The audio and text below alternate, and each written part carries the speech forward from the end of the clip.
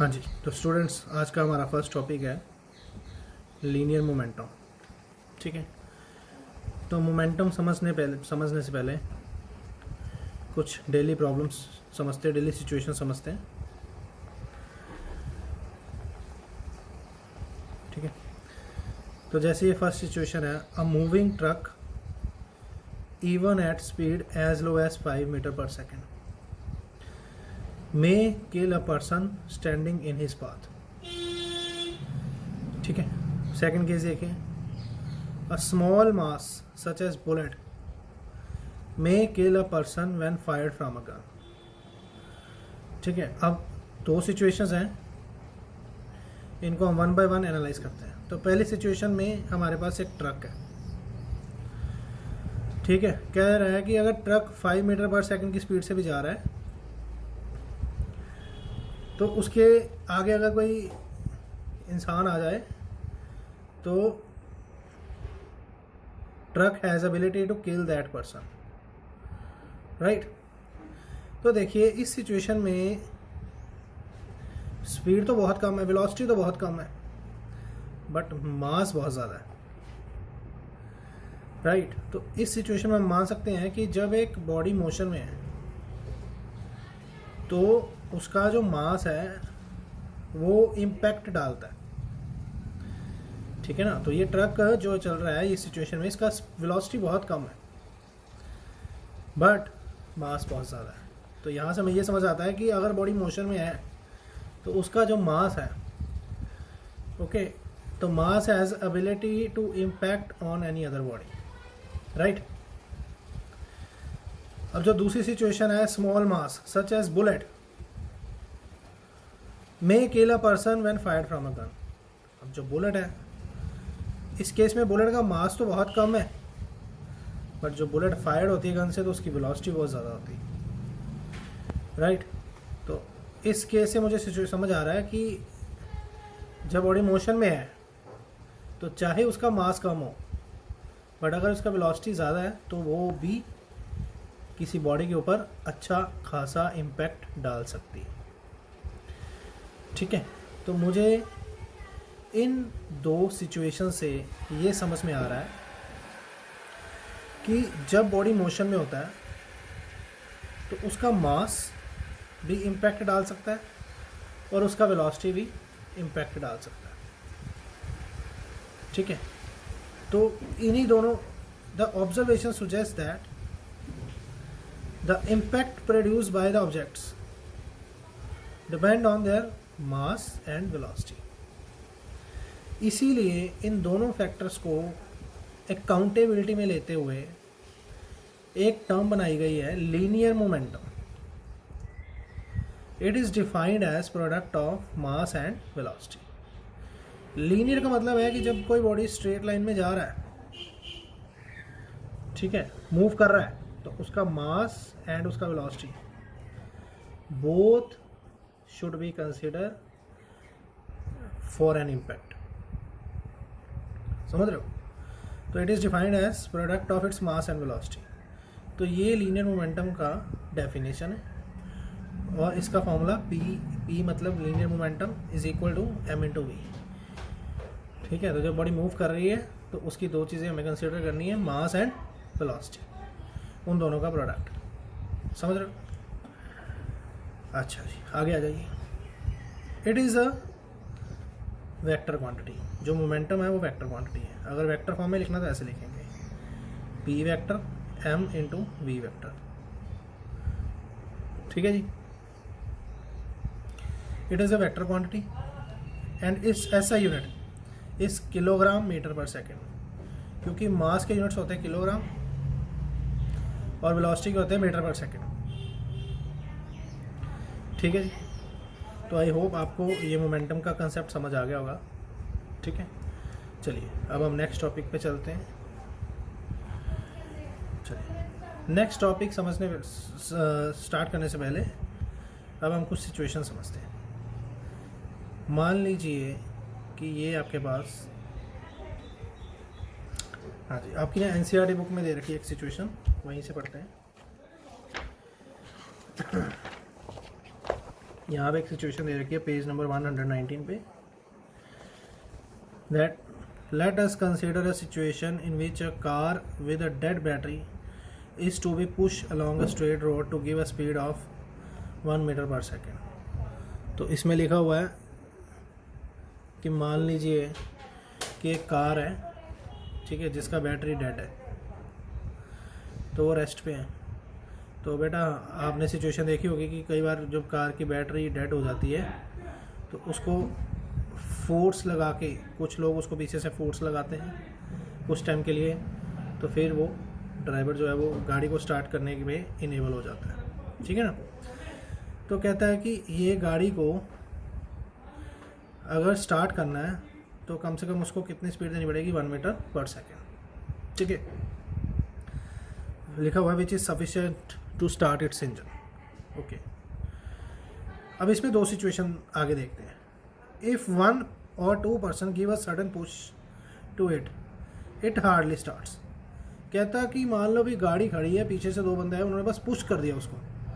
अगर सिर्फ पुश किया तो उस केस में गाड़ी के स्टार्ट होने के चांसेस बहुत कम है, right. But a continuous push, एक था सडन पुश, बस जस्ट धक्का लगा दिया। सडन पुश मतलब जस्ट धक्का लगा दिया। कॉन्टीन्यूअस पुश मतलब कॉन्टीन्यूसली धक्का लगा रहे हो। Push over some time results in gradual acceleration of the car to his speed. तो अगर आप कॉन्टीन्यूसली उसको धक्का लगा रहे हो, ठीक है, अगर हम उसको कॉन्टीन्यूसली धक्का लगा रहे हैं तो आप समझते हो भी फिर वो गाड़ी स्टार्ट हो जाती है और उसको वो रिक्वायर्ड एक्सेलरेशन मिल जाती है, ठीक है। तो it means that change of momentum. अब ये चेंज ऑफ मोमेंटम कैसे आया? देखो बेटा, मोमेंटम का फॉर्मूला क्या है? Mass into velocity.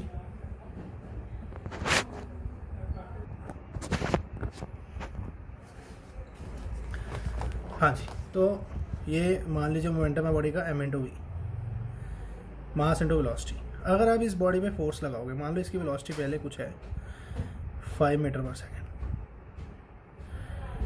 अगर आप इस पर फोर्स लगाओगे तो डेफिनेटली कुछ टाइम के बाद इसका वेलोसिटी चेंज हो जाएगा। तो अगर वेलोसिटी चेंज हो गया तो मतलब मोमेंटम चेंज हो गया, समझ रहे हो। तो जब यही बोल रहा है वो, गाड़ी में अगर आप सडन पुश लगा रहे हो तो उससे क्या होगा, पुश चाहे सडन लगाओ चाहे कॉन्टिन्यूस लगाओ, दोनों केस में मोमेंटम चेंज होगा, ठीक है। तो जब आप सडन पुश लगा रहे थे तो गाड़ी स्टार्ट नहीं हो रही थी, बट जब आप कॉन्टिन्यूस पुश लगा रहे हो कुछ टाइम के लिए तो गाड़ी स्टार्ट हो जाएगी, ठीक है ना, मोस्ट प्रोबेबली। तो इससे ये समझ आता है, क्या लिखा है, it means that change of momentum of car is not only determined by the magnitude of force but also by the time during which the force is exerted. अब क्या मतलब है, देखिए, पहला केस था सडन पुश का, जिसमें आपने सिर्फ धक्का लगाया, फोर्स लगाया और छोड़ दिया। दूसरा केस है कॉन्टिन्यूस पुश का, जिसमें आप फोर्स तो लगा रहे हो बट कुछ टाइम के लिए लगा रहे हो। अब मोमेंटम में चेंज दोनों केसेस में आ रहा है, बट कहता है अभी चेंज इन मोमेंटम जो है, अब देखो गाड़ी किस केस में स्टार्ट हुई थी, गाड़ी तो कॉन्टिन्यूस पुश के केस में स्टार्ट हुई थी। इसका मतलब ये है कि जब मोमेंटम में चेंज करना है तो सिर्फ मोमेंटम में चेंज ज़रूरी नहीं है, साथ में ये भी चीज़ देखनी है भी वो मोमेंटम में चेंज आपने कितने टाइम के लिए किया, ठीक है ना। तो यहाँ पे क्या समझ आ रहा है हमें इस एग्जांपल से कि मोमेंटम में चेंज जो है वो फोर्स के ऊपर तो डिपेंड कर ही रहा है, और साथ में इसमें भी डिपेंड कर रहा है कि वो कितने टाइम के लिए लग रही है फोर्स, ठीक है। समझ रहे हो। तो यहाँ से क्या समझ आता है, तो it may then also be concluded that force necessary to change the momentum of an object depends on the time rate मतलब कि कितने टाइम के लिए तुम फोर्स लगा रहे हो, eight which the momentum is change, ठीक, जो मोमेंटम में चेंज किया वो कितने टाइम के लिए किया, समझ रहे हो, ठीक है। तो अगर ये समझ में आ गया तो अब हम नेक्स्ट टॉपिक करेंगे, ठीक है। तो नेक्स्ट टॉपिक है हमारा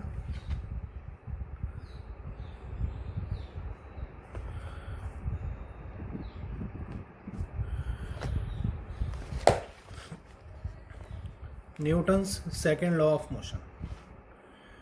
ठीक है, देखिए ये लॉ क्या कहता है, it states that rate of change of momentum of an object is proportional to applied unbalanced force in the direction of force. ठीक है, तो वही बात कि जो मोमेंटम में चेंज आ रहा है, ठीक है, rate of change of momentum मतलब कितने टाइम में मोमेंटम में कितना चेंज आया, तो वो किस पे डिपेंड कर रहा है कि हम उस ऑब्जेक्ट के ऊपर कितना फोर्स लगा रहे हैं। ठीक है, जो मोमेंटम में बॉडी के चेंज आएगा किसी पर्टिकुलर इंटरवल ऑफ टाइम में, वो किस पे डिपेंड करेगा कि उस ऑब्जेक्ट के ऊपर जो अमाउंट ऑफ फोर्स लग रहा है उसका वैल्यू क्या है। ठीक है, तो ये सेकंड लॉ बोल रहा है। ओके, तो ये ऐसे लिखते हैं, change in momentum D by D T, ठीक है, वो किस पे डिपेंड करता है, फोर्स पे। ये डी बाई डी टी का मतलब है change in momentum by change in time, कि कितने टाइम के अंदर जो मोमेंटम में कितना चेंज आया वो किस पे डिपेंड करेगा, फोर्स के ऊपर, कि उस सब्जेक्ट के ऊपर कितना फोर्स अप्लाई हो रहा है। समझ रहे हो? ठीक है, चलिए अब इसका एक मैथमेटिकल एक्सप्रेशन भी है, वो भी हमें करना है। ठीक है, चलिए देखिए, अब मान लेते हैं कि हमारे पास एक ऑब्जेक्ट है जिसका मास m है और ये u वेलोसिटी से जा रही है। ठीक है, let an object of mass m moving with velocity u। उसके बाद अब मान लीजिए हमने इसके ऊपर फोर्स लगाया, let f force applied on the object and its velocity changes to v in time t। हमने फोर्स लगाया कितने टाइम के लिए, t टाइम के लिए मान लीजिए, और t टाइम के बाद इसका जो वेलोसिटी है वो v हो गया। ठीक है ना, समझ रहे हो? अब मोमेंटम का फॉर्मूला क्या होता है, मास इनटू वेलोसिटी। तो अगर ये वेलोसिटी चेंज हो रहा है तो डेफिनेटली मोमेंटम भी चेंज हो रहा है। ठीक है ना, तो ये हमारी इनिशियल वेलोसिटी है और ये हमारी फाइनल वेलोसिटी है। तो चलिए, इनिशियल मोमेंटम इसको हम नोट करेंगे पी आई से। P I is equal to mass into initial velocity. उसके बाद फाइनल मोमेंटम पी एफ, ये किसके इक्वल होगा, मास इनटू फाइनल वेलोसिटी। तो change in momentum is equal to P F minus P I, final momentum minus initial momentum, which is equal to M V minus M U. ठीक है, तो bracket में से M बाहर आ जाएगा, we minus you. अब ये है सिर्फ चेंज इन मोमेंटम। अब हमने पढ़ा था बेटा कि जो गाड़ी वाली सिचुएशन थी कि जो मोमेंटम में चेंज आ रहा है वो एक तो फोर्स के ऊपर तो डिपेंड कर ही रहा है और साथ में किसके ऊपर डिपेंड करता है कि कितने टाइम के लिए फोर्स लगाया गया है। तो अब हम आगे निकालेंगे rate of change of momentum. जब ये वर्ड आ जाए रेट, तो मतलब ये जो चेंज इन मोमेंटम है इसको टाइम के साथ डिवाइड करना है कि आपने ये जो फोर्स है वो कितने टाइम के लिए लगाया है। समझ रहे हो? तो चेंज इन मोमेंटम क्या था, एम वी माइनस यू, और उसको टाइम के साथ डिवाइड कर दिया। ठीक है, अब एम अलग से कर दिया और V minus U by T. अब बेटा आपने लास्ट चैप्टर में पढ़ा था v is equal to U plus A T. ठीक है ना, और यहाँ से v minus U is equal to A T और v minus U by T किसके खिलाएगा, ए के। ठीक है, तो ये मेरा रफ वर्क है ये समझाने के लिए, v minus U by T किसके को होगा, ए के। ठीक है, ओके। अब ये जो rate of change of momentum है ये क्या है, change in momentum by change in time, इसी को बोलते हैं rate of change of momentum. ये किसके इक्वल होता है, फोर्स के। तो यहाँ पे rate of change of momentum की जगह मैं क्या लिख सकता हूँ, फोर्स। ठीक है, तो फोर्स कितना आ गया, मास इनटू एक्सेलरेशन।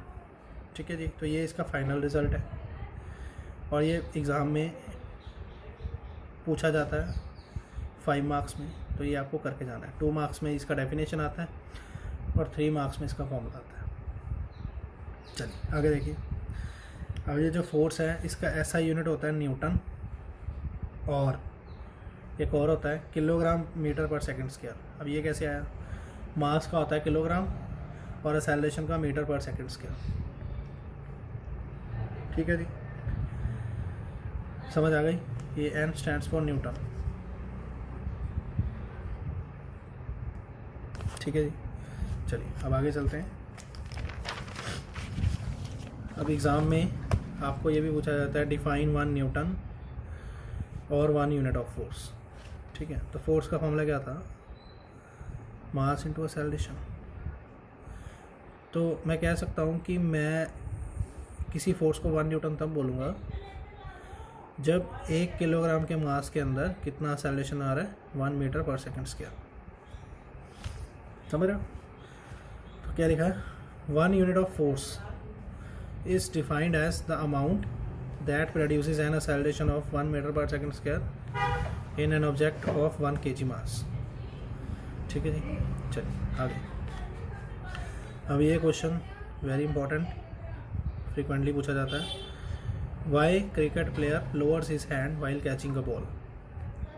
ठीक है, इसका आंसर भी हम इसी पीछे वाले रिजल्ट से ही देंगे।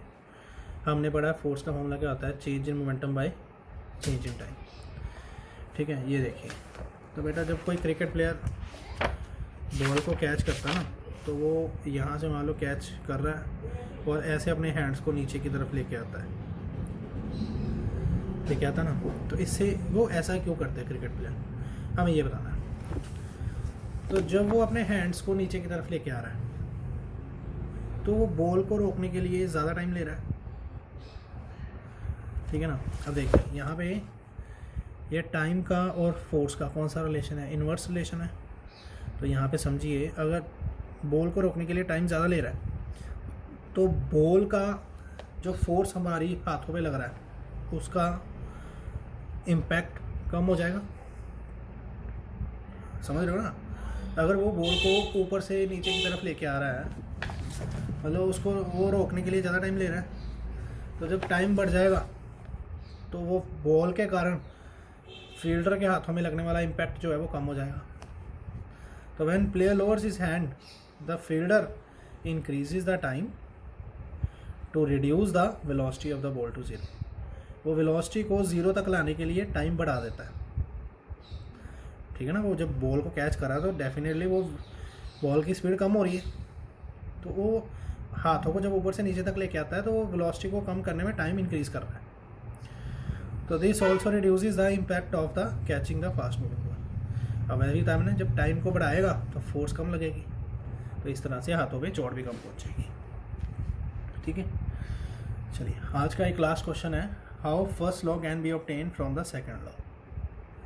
चलिए देखिए, according to Newton second law force क्या होता है? मतलब क्वेश्चन ये है कि हम न्यूटन की सेकंड लॉ से फर्स्ट लॉ को कैसे प्रूव कर सकते हैं। ठीक है, ये क्वेश्चन है। न्यूटन के सेकंड लॉ से हम फर्स्ट लॉ को कैसे प्रूफ कर सकते हैं? तो फोर्स का फॉर्मूला होता है मास इनटू एक्सेलरेशन, ये मैं बताया। अब हम कहते हैं कि जब फोर्स 0 होगा, इसका मतलब क्या होगा कि m इंटू ए भी 0 होगा। समझ रहे हो ना?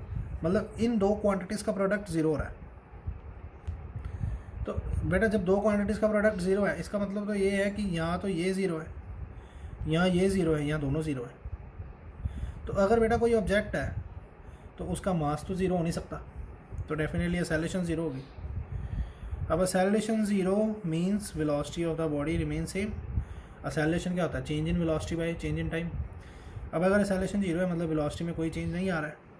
इसका मतलब क्या है कि अगर बॉडी रेस्ट पे है तो वो रेस्ट पे रहेगी, अगर बॉडी मोशन में है तो वो मोशन में रहेगी, यूनिफॉर्म मोशन में। If body is in state of rest will remain at rest, और if it is in motion will remain in uniform motion. Okay, तो बेटा this is all about today. बाकी का फिर हम नेक्स्ट वीडियो में करेंगे।